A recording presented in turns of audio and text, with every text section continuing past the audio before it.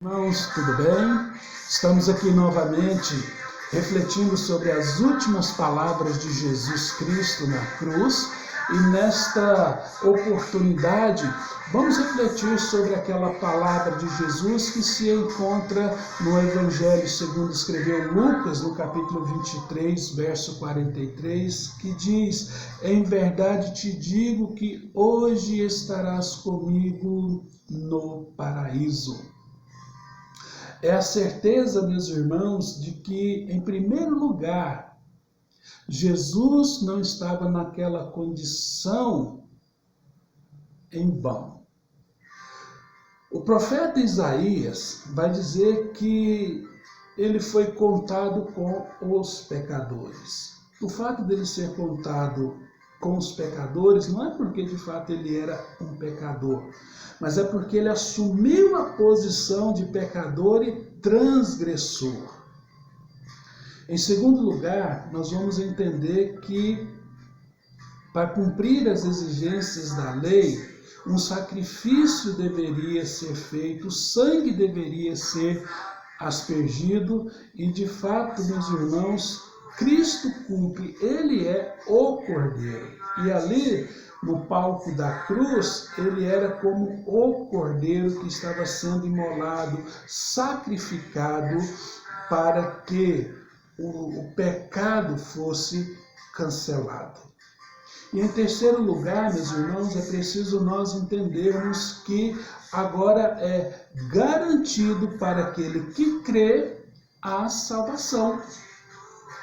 E aí nós lembramos do Evangelho de João, capítulo 3, versos 16 e 17, começando pelo 17, que diz que ele não veio para condenar o mundo, porque o mundo já estava condenado.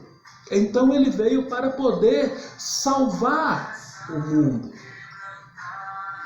E o verso 16 vai dizer que Deus amou o mundo de tal maneira. Esse tal maneira é indescritível, é inalcançável por nossas mentes, meus irmãos, entender o porquê ele deixa a sua glória, o porquê ele se encarna, o porquê ele vive dias de tensão em humilhação, desde o seu nascimento até o dia do seu sepultamento.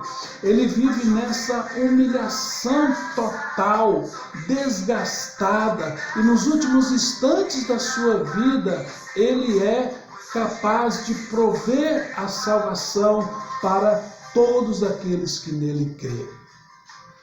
Oh, meus irmãos, que palavra!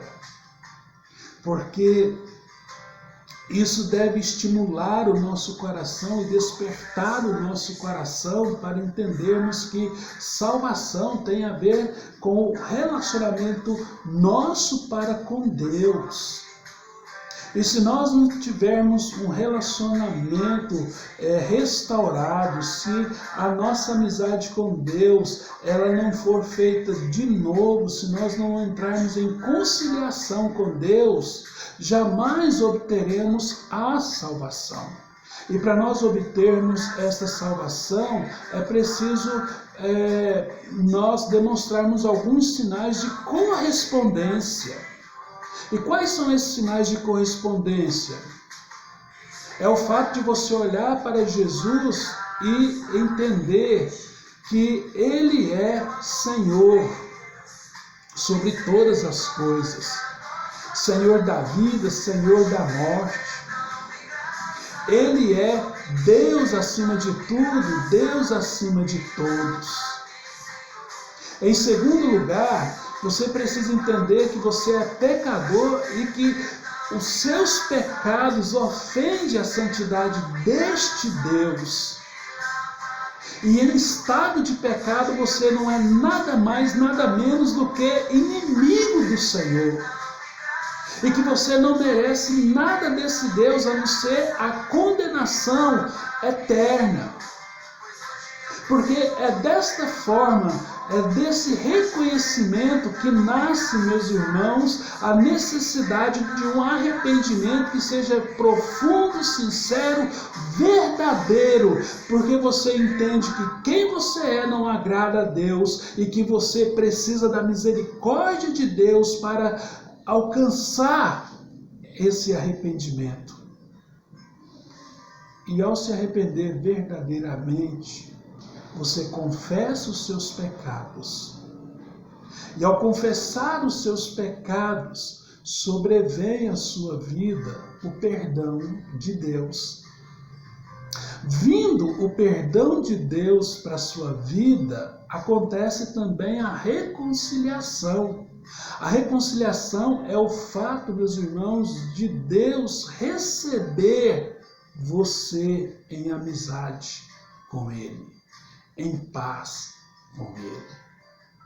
A sua identidade agora, meus irmãos, não é simplesmente uma criatura que foi criada por um Deus Todo-Poderoso. A sua identidade agora é de um filho de Deus, que aprende a amar a Deus por aquilo que Deus é e por aquilo que Deus também fez a favor da sua vida. É importante, meus irmãos, nós termos tudo isto em mente para que nós possamos gozar de uma convicção de esperança eterna, de que agora neste mundo nós podemos ter paz com Deus, união com Deus, comunhão com Deus, e quando esta vida terminar, a morte não nos leva para nenhum outro lugar que não seja a própria presença de Deus. E na presença de Deus estaremos por toda a eternidade, não mais com esse corpo transformado de vergonha, de dores, de horrores, mas um corpo transformado em glória. Estaremos nesse estado de glorificação na presença de Deus. Meus irmãos, é lindo a história da nossa redenção.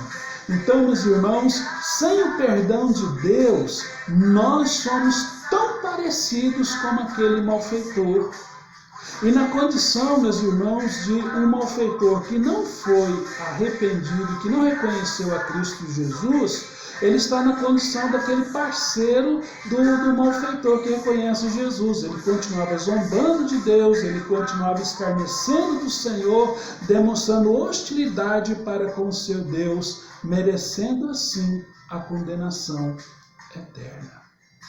Meus irmãos, mais uma vez é preciso nós afirmarmos que o perdão de Deus ali na cruz do Calvário, a sua morte e a sua ressurreição seria suficiente, meus irmãos, para o perdão e salvação de toda a humanidade.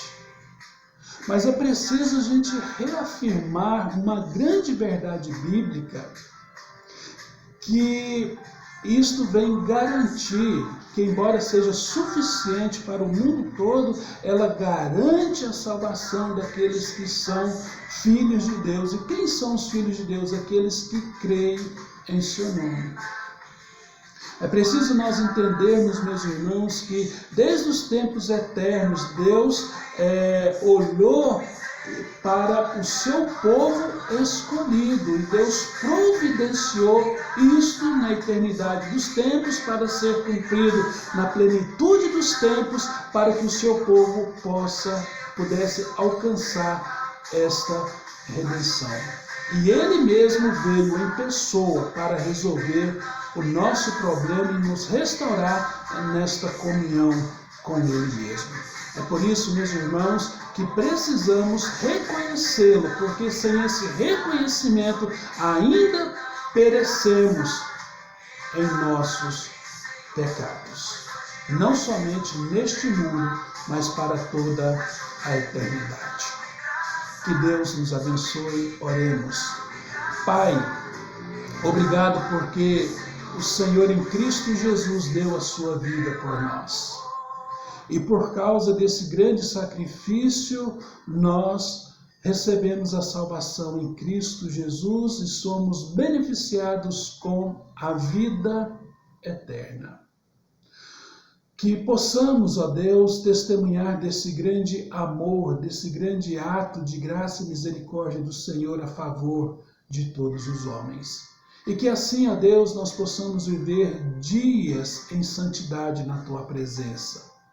Enquanto, ó Pai, o Senhor não vem para nos buscar como herança do Senhor, permita, Senhor, vivermos os nossos dias aqui em novidade de vida, sempre testemunhando para aqueles que estão ao nosso redor, que ainda assim existe uma salvação, existe uma solução para as nossas vidas, independente se a nossa índole é tão má como a daqueles malfeitores e daquele malfeitor que foi arrependido.